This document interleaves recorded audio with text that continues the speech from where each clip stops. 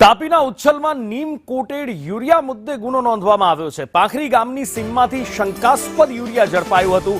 એફએસએલમાંથી report આવતા પોલીસે ગુનો દાખલ કર્યો છે। 40 બેગ યુરિયા ખાતર પોલીસે જપ્ત કર્યું હતું। 3,60,000નો આ મુદ્દામાલ કબજે કરવામાં આવ્યો છે। 4 શખ્સો સામે પોલીસ દ્વારા ગુનો પણ દાખલ કરવામાં આવ્યો છે।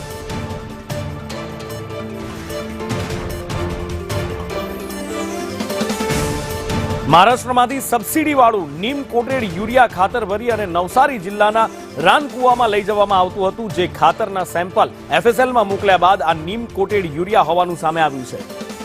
વધુ માહિતી સાથે ફોનલાઈન પર જોડાયા છે અનુપ ભટ્ટ। જી અનુપ।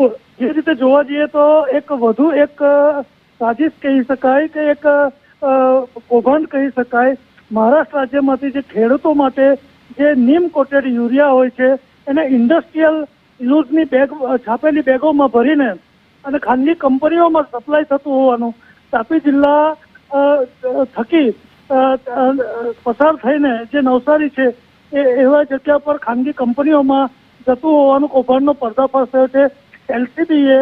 જિલ્લા એલસીબીએ આ 400 બેગ યુરિયા ખાતર કે જેની કિંમત 3,60,000 જેટલી થતી હોય છે તે પકડેલી હતી અને જ્યારે એનું પૃથ્થકરણ કર્યું, એને જ્યારે એફએસએલમાં મોકલ્યું ત્યારે નીમ કોટેડ યુરિયા હોવાનું બહાર આવતા 4 લોકોને જે પકડવાની કવાયત હાથ ધરી છે ને હાલ થોડી વારમાં જિલ્લા પોલીસ આ બાબતે એક પત્રકાર પરિષદનું આયોજન કરી રહી છે। જી અનુપ, માહિતી બદલ આભાર।